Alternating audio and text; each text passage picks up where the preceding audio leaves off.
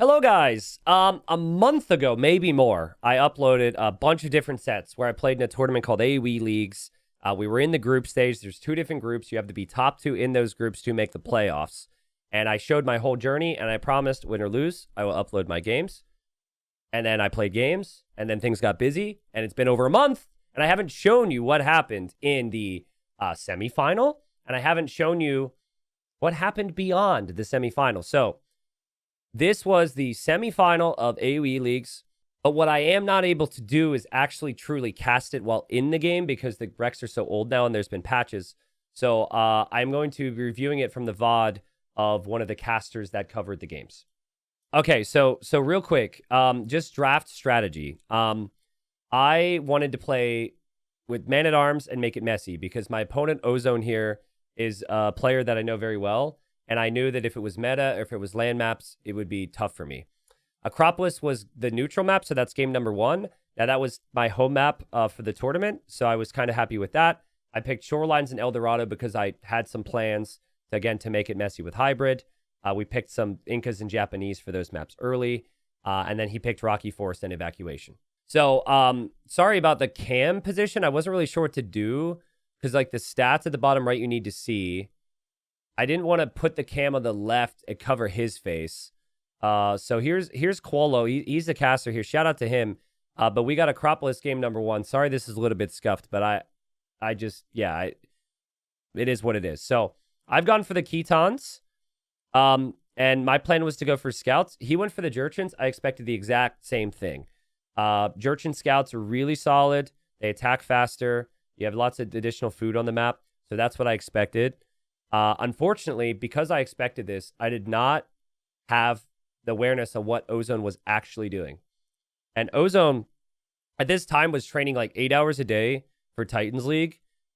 He's higher elo than me. When we played training games, he normally gets the best of me. He was in the other group. I told him to win his group so we could be in separate semifinals.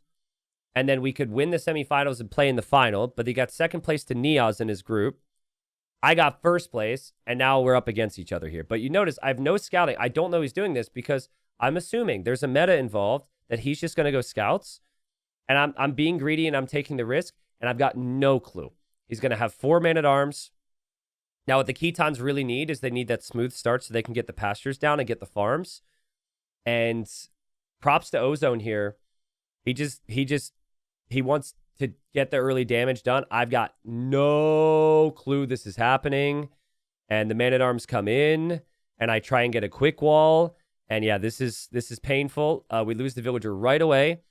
And unfortunately, like, these other two villagers aren't exactly going to be the most efficient either because I'm going to have to repair that lumber camp as well. So that was like really big early pressure. That archer range I have to add, that's a pasture I can't build. And the wood eco on this map on the top of the hill, which I've chosen to do, is not necessarily good. So slows me down a little bit, and we kind of adapt through the rest of the mid game. So I knew I needed some counter damage, and I figured he wouldn't be fully walled. So I get over with the scouts. We get some good blocking in. I get some counter damage there.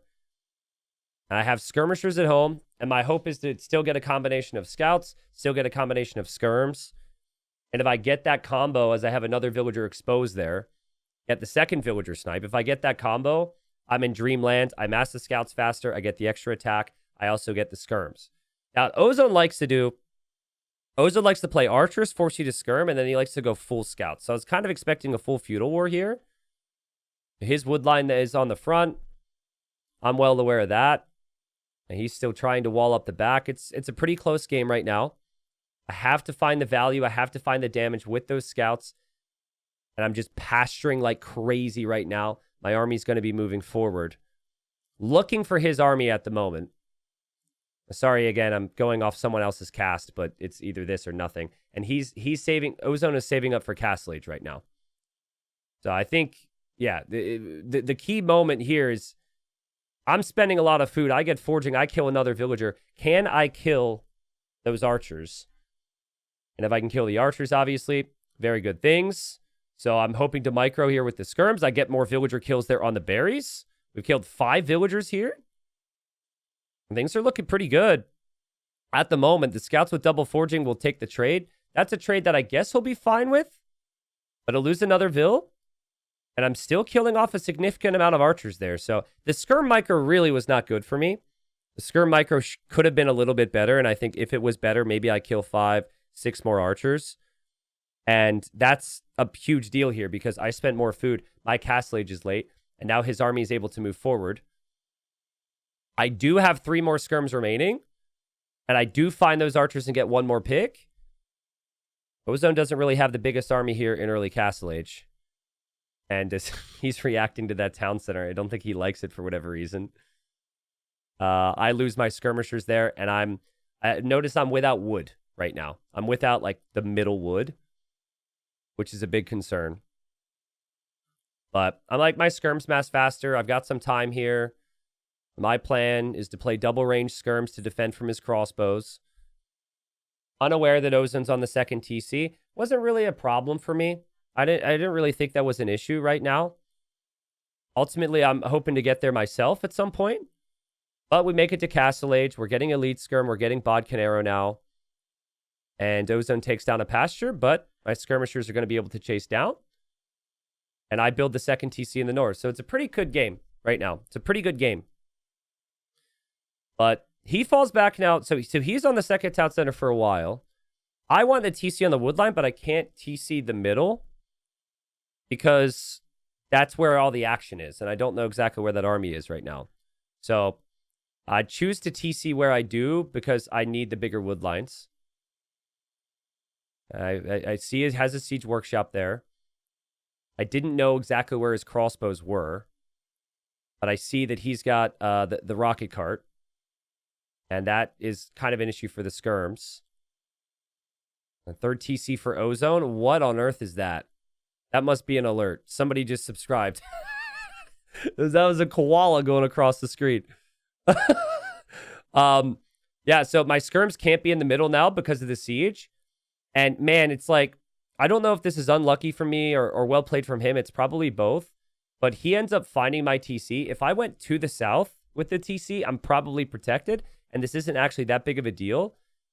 But he's able to find a hill too. So that has a hill bonus damage against my TC. And that's my main wood line right now. So I've got to deal with this. Now, I did get some raids in with the skirms on the other side. I'm hoping to kill some crossbows. And I'm bringing my own siege over. You can't see that just yet. But the siege is going to come in. But this is a lot of pressure from him. And my eco is just... I wasn't really able to get going. I wasn't able to play super smooth. You can see his unit control is super confident against me here. Split micro from him. He goes for the rocket carts. He doesn't get them yet. More split micro from him. Crazy micro from him. He takes down my rocket cart. And so he's still rolling forward with siege. He's still pressuring that town center. My eco efficiency is dipping. And my villagers are dying underneath the TC. And my skirmishers that were on the front got flattened by that other rocket cart up there. He basically just completely outplayed me. In every way. In every way. This is why I think Ozone's such a good player. Like, he's going to be 4 town centers. My eco is completely out of whack right now. I mean, I am dropping another TC and whatnot, but I just cannot win a fight against that army. And behind it, he just booms and he kills me. So I think like the important stage there for me was I needed to maybe kill a couple more archers. Ultimately, the man-at-arm build was good, but my counter damage was also good. Maybe I just need to take the forward wood line initially. I don't know. That would change so many aspects of my build. But yeah, he outplayed me. I was never able to get going with the Ketons. So I was like, all right, he's really sharp. I wasn't feeling like I was playing my best, but has a lot to do with my opponent. And so I needed to respond. Game number 2. Game number 2 was on a map that I practiced against the AI about 30 minutes before the series. And that map was Shorelines. All right, so this is a hybrid map. You've got the water in the middle. I'm playing Japanese. He's playing Malay. If you want to play water approach on this map and just water, it's normally a galley war. That's really good for the Malay because they have the fast feudal age times. I didn't want to play meta against Ozone because I think he would outplay me there. I wanted to do something different. I wanted to go make it messy, go for man-at-arms. So my plan was to forward. And the key here, because I expected him to go galleys, was to try Hold on, I'm going to pause here. I'm going to pause. I'm going to tell you why in a second. My plan here was to go forward dock so I could pressure his fish with that. And so I have like my fish safe behind. I have the dock here on the front pressuring, and then we have the land pressure too, right? Now, this is a little bit of spoilers in how this plays out, but this was a 9 villager start. And so I'm not a big fan of 9 villager start because you can't make proper scouting decisions in the amount of time that you have. You have to push your deer for a good build order, which I did. I'm now unaware of what the base looks like before I've already decided on my strategy. So it eliminates like a little bit of scouting time. And what I didn't realize is like how wallable, like where his resources are, but how wallable his base is. And the reason I had paused was just to kind of show you, if he plays it like he does, which, you know, well played to him, it's really tough for me to get to those wood lines back there. And then like my base, which I guess you see it, my base felt very open in comparison. So I really struggled to get some damage done here. There's the forward dock. Now I was really uncertain on how to manage this because I'm expecting damage, right? I've tried this and like I'm expecting the map to be open, and I'm essentially encountering full wall. And I wasn't sure. I was going to tower. He didn't know about these vills. I wanted to build an archer range. I wanted to get some value to pressure it some way. I'm outposting to look around. I'm looking for damage. And I'm like looking at this. I'm like, he's got freaking black forest back here. Meanwhile, my base is a massive hill in the front. And I only got 2 wood lines. And he's got like 60 of them, right? So I'm going for arson to break through.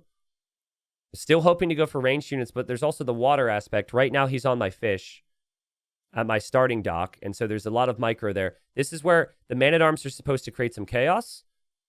So I'm using my fishing ship to tank a little bit, which wasn't intentional. That man-at-arms able to loop by. That's because it pathed that way. I didn't tell it to, but I'm back there now. And there's fights on water happening right now. He fights me back there. I've got the fire galleys coming in here. I've had to shift my fish to the front. He did a really nice thing here. He opened with galleys. He shifted to fires now. And so he's got the galley damage output with the fire ships in front. And he's defending pretty well. He's defending really well, actually. And he already has ranged units out, which I didn't do because I invested more into the water. And I have an outpost to seize on berries, so I make the range. I go for the ranged unit follow-up. Like, so far, don't have the lead in any of the ways we really want it. I'm hoping that I'm able to get more damage done, because if Malay get to Castle Age faster than you, if Malay have this smooth eco, which right now he has, big problems for us. And so I'm like, this is my advantage. He went for archers. I didn't. Let's try and get the kills here. I just repaired some of my ships. And he's microing to the best of his ability. He adds a couple demos. He's just barely holding. I think I did kill the fishing ship on the left side. I'm not sure. The skirms come in from me. Nice quick walls from him to keep the man-at-arms away. He's got that safe eco back there. I'm hoping to click up to Castle Age soon myself. You see how like open my base is in comparison? I could be very wrong. As you could tell, I'm not really happy with the map. I wanted to get more damage done with the man-at-arms. I wanted to like hit the wood line or the gold. I didn't just want to deny berries. You get more value from the man-at-arms, and then you can accomplish a little bit more on water, right? That's the logic. He clicks up to castle. He's 90 seconds away. I still haven't clicked up. I tower the front of my gold because he could counterattack at any point in time, which he hasn't done yet. And I think I missed my building here. I'm saving for Castle Age, and I don't have the second building. And I don't have the wood immediately either. So I need to scramble up the blacksmith, and he's already in Castle Age. With water control, finds my fish down here, does land a demo there on my villager. His ranged units I see walking across the middle, and I call the GG. I think I am dead here. This might be an early GG, but I don't win water. He'll have crossbow and bodkin on my face. I'm still 2.5 minutes away from Castle Age. I was frustrated. Because, yeah, I didn't get the early damage I wanted. He played it really well. defending on water and defending on land. He macroed better. He was in Castle Age faster. The whole game plan kind of went out the window. And that wasn't good because this is one of my home maps. And I'm like, now I'm looking for some type of confidence here in this semifinal. And yeah, I mean, he won 2 straight and he looked really sharp. So had to get the confidence back. Caster me would be saying you still need to try and do something different. That I have accomplished in these games. I have not played the same game style as him. So I'm like, I've got a plan here. So I played this map against Prisma and I beat Prisma. So that's the reason I played it. But I didn't beat Prisma. No, I think I lost to Prisma. No, I lost to Prisma. Yeah, I lost to Prisma because I lost the water. I beat Prisma in the series, but or I tied him in the series. I don't know. So you have all the golden stone in the middle in this map, and that's always visible, so you can always see it. You only have 4 tiles of gold around your TC. And my plan was to play extremely passive on land and play and win water because there's no better way than to expand your eco than to win water. So meanwhile, he's kind of going for the opposite. He's going for the land approach. So land from him. And so my thinking was, because I see he's got archers and I just want to make galleys to win water right now, I just play tower defense. And I'll walk back and forth to this stone. I'll get enough stone for enough towers to defend. So it's hard to see, but his dock is way down in the south, which I would have had to have scout. And I've got 2 docks, I think maybe even 3 docks, and I'm patrolling down to go pressure. It's kind of like the reverse of the previous game in some ways. His land could open up some potential for my water or his water to do some damage, but it's way easier here. I just patrol through the choke. Super easy for me to use galleys. Now, this was before Shu is nerfed, so they get a lot of food from taking wood. And I've got to drop a tower there to deny that tower, which was a good idea from him, but he's not finished yet. And so I'm trying to weigh in my mind, how greedy can I be? Because I don't want to end up with 14 galleys and only 6 fish here. That's not worth losing the map control.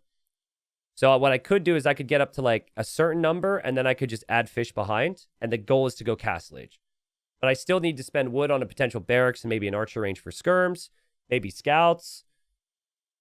There's just things going through my mind right now, but I have more resources collected because I've had those fishing ships and I'm Romans with the efficiency. He does build a really annoying tower there, though, because he could just put his archers inside that and shoot me down without villager idle time. That's a smart move from him if he chooses to go that route. Now, I'm going to need that gold because he's shifting to tower this next gold. I wasn't sure if I could counter tower, so I'm just going there.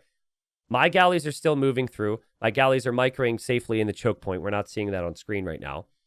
But the KD's been decent enough there. And I'm now on the way to Castle Age with kind of untouched food eco right now. Now, kind of a key, if you look at the left of the minimap, you'll see I brought a vill there and I'm sending my fish that way. This was weird for me. I don't know why I didn't counter tower faster. You either do it right away or you don't. So that was a bit weird. But he's pressuring all my golds. I can't take either of these golds easily right now because he's towering this. He's full feudal though. And I'm just adding fish.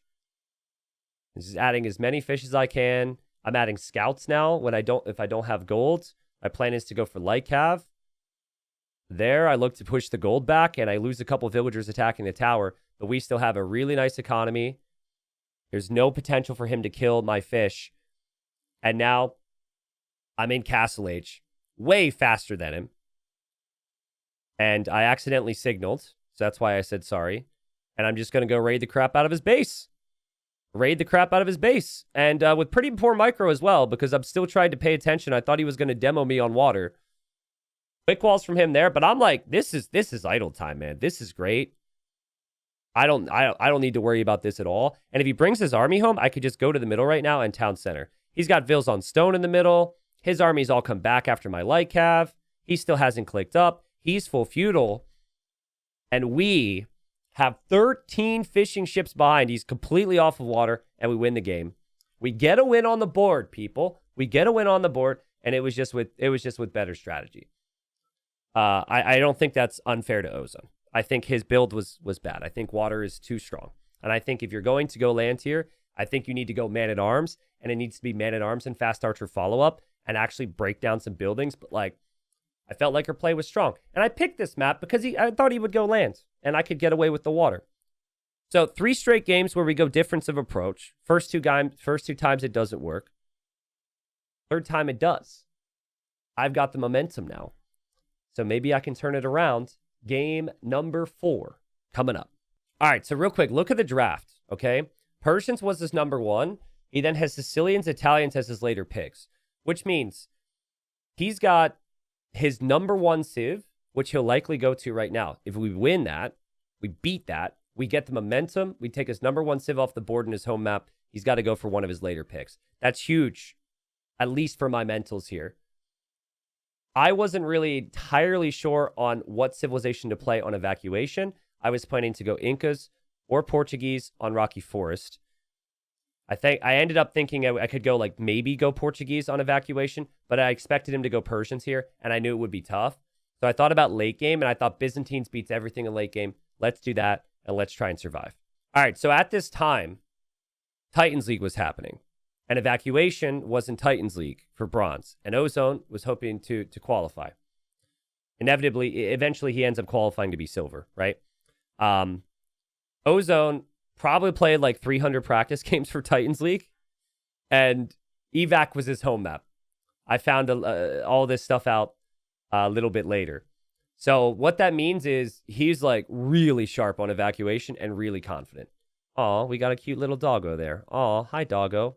Shout out to Koalo again. Koalo, if I'm saying your name wrong, I'm sorry. That's a very cute dog. That's a very cute dog. So last time I played a similar matchup before where I played Byzantines in this map. And for me, it was like, I just need to wall and I just need to survive the early game. But we have no early game bonuses. Persians get the extra wood and the extra food. That snowballs into getting the dock up faster. Their TCs produce faster. Like, they're really, really good. So I was just like, I got to survive the first 15 minutes. If we're at an even state in Castle Age, then maybe we're okay here.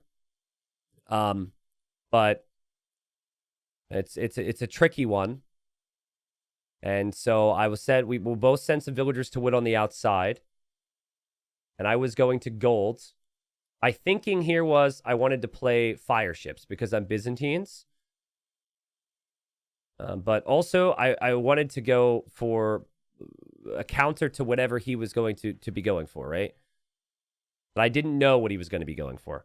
I think my thinking was that he was maybe going to go like man-at-arms. Yeah, we open up. We add a fire galley. We add a spearman for now.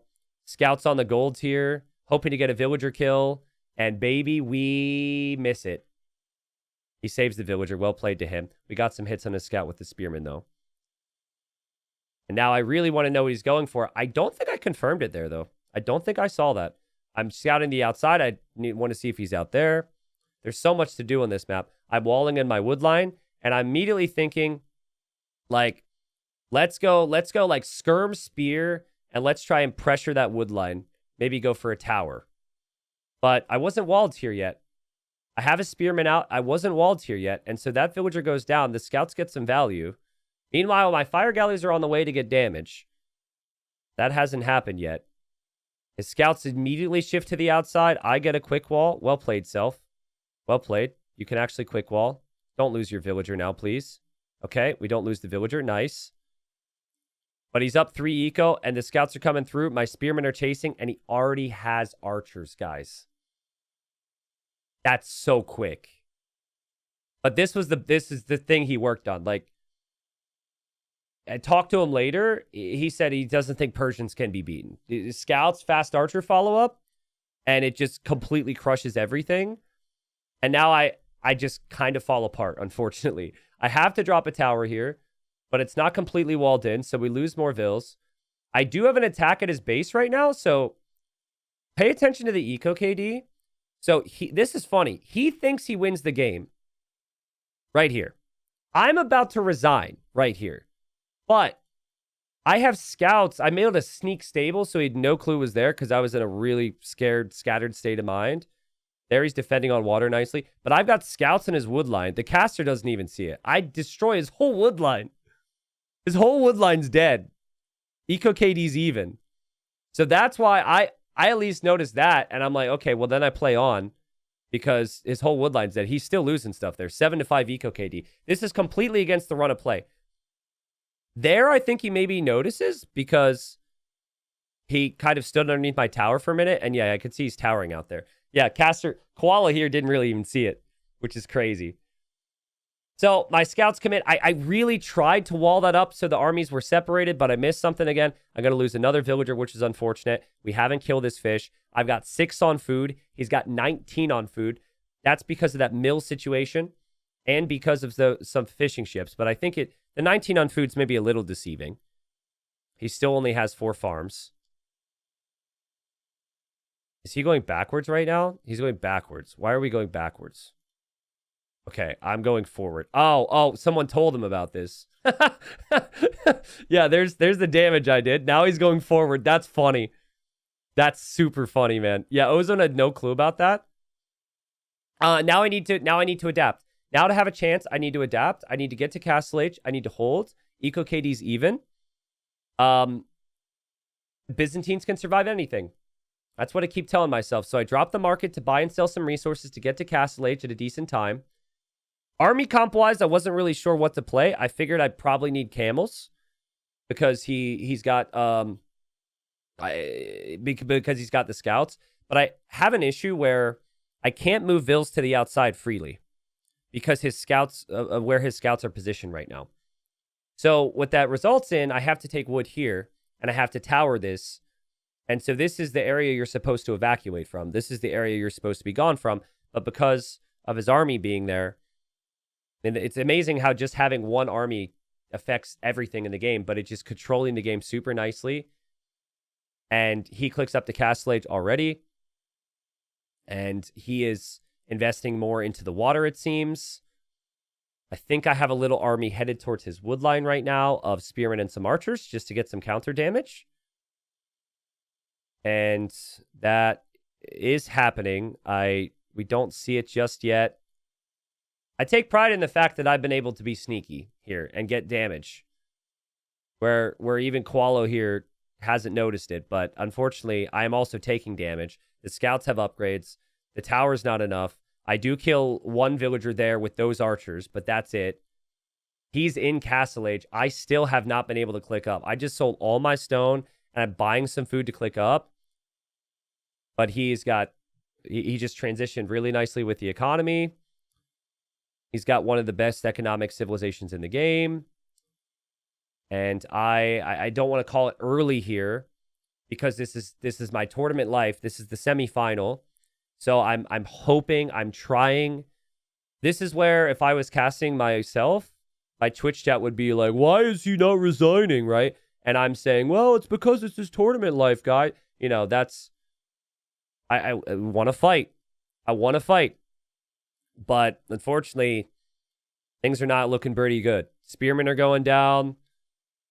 I had to go for some weird walls here in this game ever since I got hit here. That pressure, those scouts getting through were everything. If I had walled that, the scouts couldn't move up there. The rest of the game is just much easier for me. So the way I win the game now, the only way I win the game now is big army pressure and a castle somewhere on the front. Castle on that TC, castle on starting TC. That's the only way. I know it's bad. So my hope, as I have to quick wall there, is some camels for the knights. We get pikemen as well. Cheap pikemen, cheap camels, get a position. And I was thinking middle because his army's here right now. So it didn't really feel realistic to go anywhere else. Unfortunately, he has cav archers already. So as I was like gonna move forward, my pikes moved forward, hoping to catch a couple knights, and then it could go forward castle. Now his army's here. And so now I've got to think I've got to castle the other area. Clock's ticking here. Clock's ticking. I've got to castle in the north now. That's really like the only area I could do it.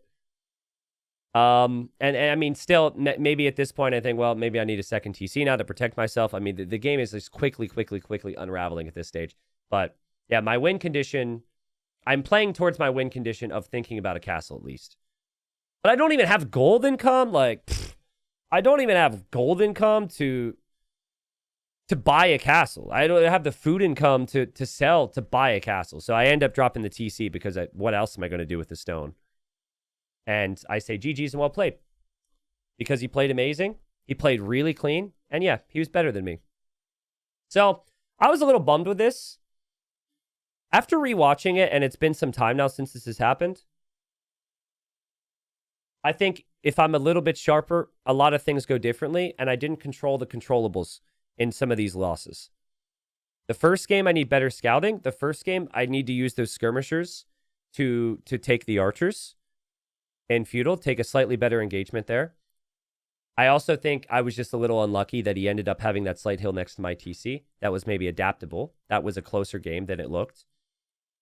Game number 2, I'm going to say map win. It wasn't, but I'm going to say it. I think he had a better map, and it suited his civ, and he played it perfectly, but I'll say map win. Game number 3, we got the strat down. This game, I need that wall. Now, do I still struggle with the archer follow-up later? Yeah, sure, but like maybe I can house wall, maybe I can tower, maybe I can hold. Realistically, I would never play Byzantines again on this map because I've since done practice games with people for Titans League and stuff, and I think it's too weak. But in this game, once that mistake happens, the rest of the game is like impossible. And Ozone's an incredible player. So I take pride in the fact that I was able to make it to the semifinals, beat almost everybody in the group. And luckily, guys, for those that have been enjoying this content, there's actually a third place match, which I will play in. So what happened was, okay, I told Ozone, win your group, I'll win my group. We then win the semifinals, we meet in the final. He doesn't win his group. He loses the group to Niaz. I was first, so which means Niaz was first. Ozone was second. I was first in my group. And then Roderick's was second. So the other semifinal was Niaz versus Roderick's. And Roderick's beat Niaz. Kind of crazy how that works, right? So the second place players in the group end up winning both the semifinals. So the final ends up being Ozone and Roderick's.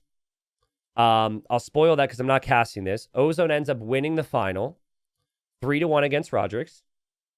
And then the third place match was me and Niaz, which is actually some great experience for me because Ozone and Niaz, I thought were Ozone, Niaz, and Prisma were maybe the best players in this group, in this bracket, in this event. And I get to play them all now.